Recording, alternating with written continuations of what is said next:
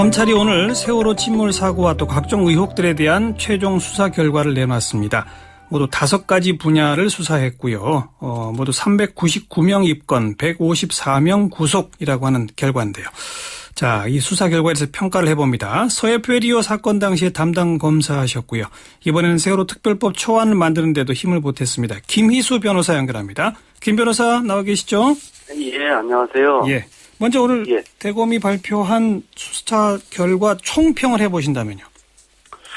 검찰이 고생을 많이 한 건 저도 인정을 합니다. 예. 근데 어쨌든 고생을 많이 했는데 그 많이 한 것에 비해서는 미흡하거나 부족한 점도 보이고요. 의혹들도 여전히 의혹으로 그대로 남아있는 것도 눈에 보이고 그렇습니다. 예. 모두 399명이나 입건하고 154명이나 구속. 이 숫자상으로는 참 엄청난 거 아닌가요? 예, 그렇습니다. 그래서 검찰이 고생 많이 했다라고 한 건데요. 예. 이제 여러 가지 의혹들이나 아니면 문제점들을 좀 속 시원히 풀어지는 그런 수사 결과는 아니었다라는 점에서 제가 그런 이야기를 한 겁니다. 그래요? 그럼 가장 미흡한 것 첫 번째가 뭡니까?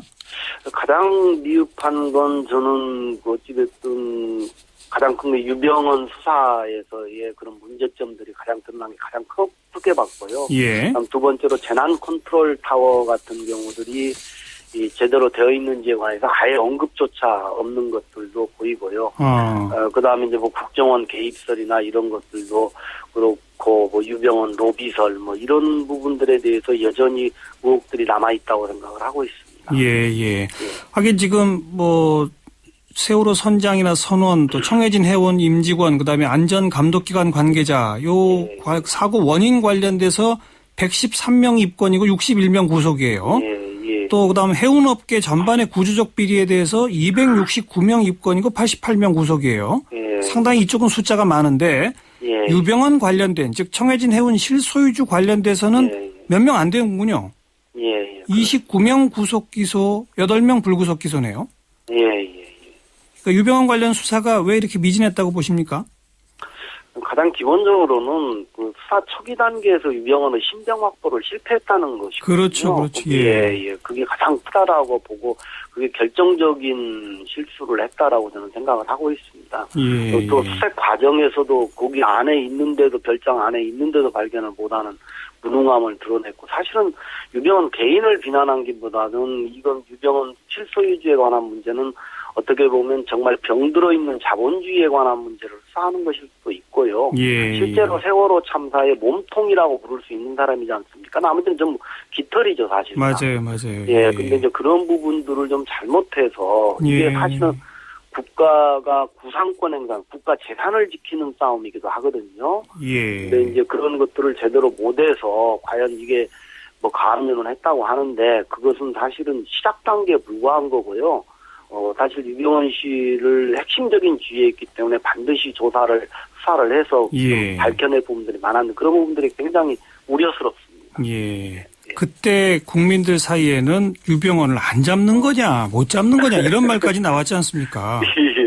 김희수 변호사 혹시 안 잡았다고 그건 아니죠? 안 잡았다라고 믿고 싶지는 않고요. 사실은 이제 검찰이 가령 그때 당시에 제 기억을 떠올리면은 어디에 있다라는 확실한 증거를 갖고 있는 것처럼 이야기했는데 시체 타체가 발견됐지 않습니까? 그래요. 그러다 보니까 귀신 잡는 검찰 이야기까지 나오고 했는데 억지로 안 잡았다고 생각지는 않습니다. 너무 치명적 실수를 한 거죠. 이게 안 되다 보니까 말씀하신 이제 앞으로 수천억 들어가는 거 구상권 해야 하는데 그걸 지금 제대로 못해서 현재는 1,222억 원 정도만 가압류가 돼 있단 말이에요.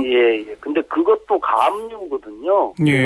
본격적으로 구상권을 하려면은 판결을 받아야 되는데요. 가령 아파트 240몇 채인가가 명의 신탁돼 있다고 하는데 이게 과연 제대로 된 증거가 있는 건지 그 명의 수탁된 사람들이 전부 내 거다 하면 다른 법적으로 심각한 싸움이 진행되거든요. 그런 것들이 굉장히 염려스럽다는 겁니다. 또 아까 언급하셨던 유병헌의 정관계 로비설 이거는 전혀 수사가 안 되는 거죠?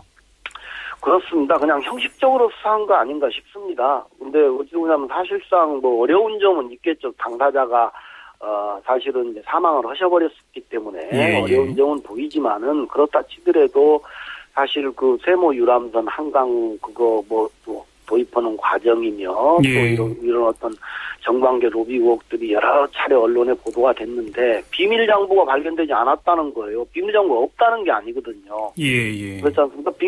분명히 그런 의혹이 그대로 지금 살아 있다는 건데 그냥 예. 뭐 골프채 뭐 50개인가 뭔가 뭐 그런 부분들만 살짝 조사하고 그냥 형식적으로 덮어버린 거 아닌가. 그러니까 예. 결국 의혹은 그대로 남아있다라는 거밖에는 말씀드릴 수밖에 없습니다. 그 유병원의 뭐 최측근으로 자금 관리도 맡았다고 하는 그 사람은 곧 이제 미국에서 예. 한국으로 오게 되지 않겠습니까? 예. 거기서 좀 뭐 기대해 볼 수 있을까요?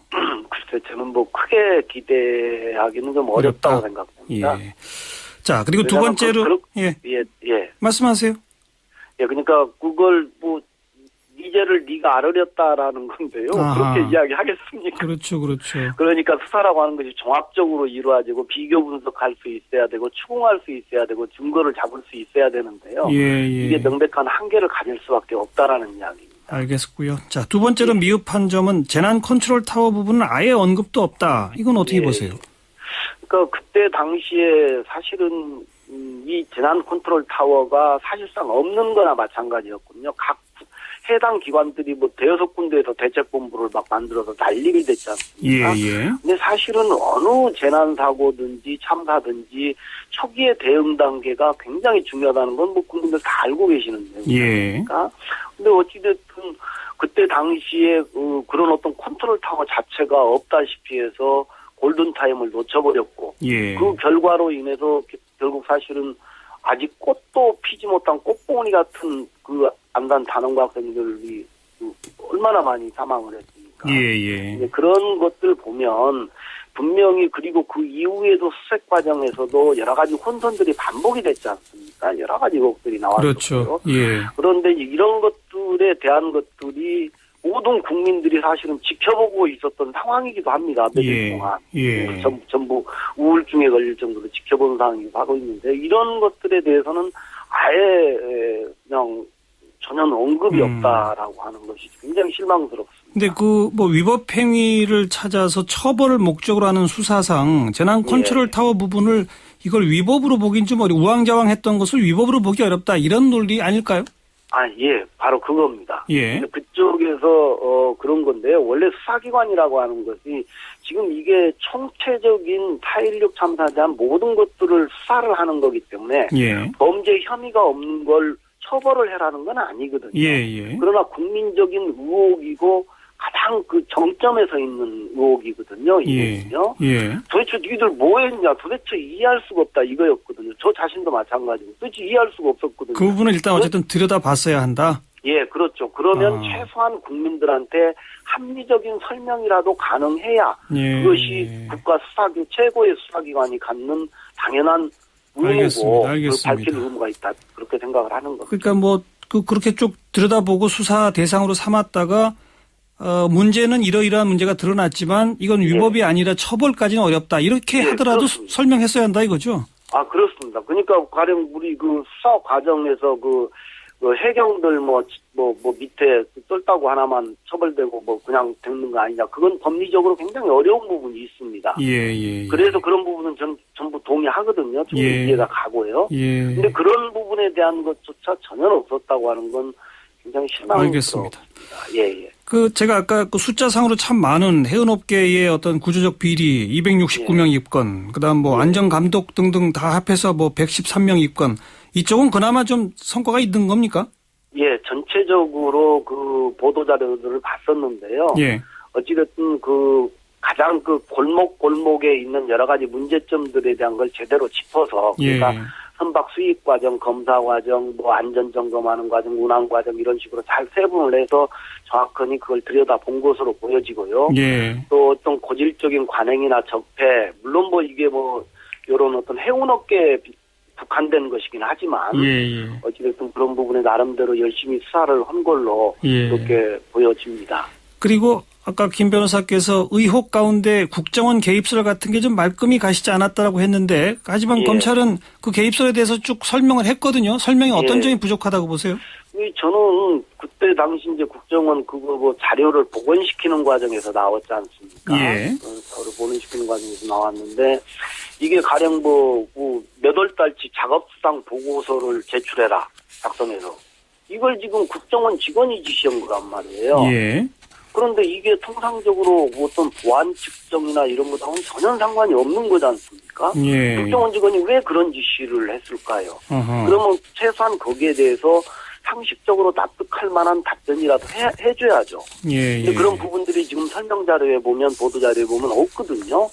그게 국정원 직원이 도대체 무슨 이유로 이 일반 민간인 회사에 무슨 월급 수당 얼마 주는 것까지 다 간섭을 하고 보고를 하고 그래야 된다라는 것이 예. 이 보안을 이유로 한다는 게 납득이 안 간다는 겁니다. 예, 알겠습니다. 예. 자, 그래서 이제 어쨌든 정치권에서 뭐 진상조사위원회의 수사권, 기사권 얘기하다가 이제 특별검사로 일단 의견을 좀 모아가고 있지 않습니까? 예. 특별검사의 어깨가 무겁겠네요. 좀 기대해 볼 수 있을까요? 굉장히 누구와 하더라도 엄청난 고통을 받고 힘들 거라고 저는 예상을 하고 있습니다. 네. 힘든 수사가 될 것이다.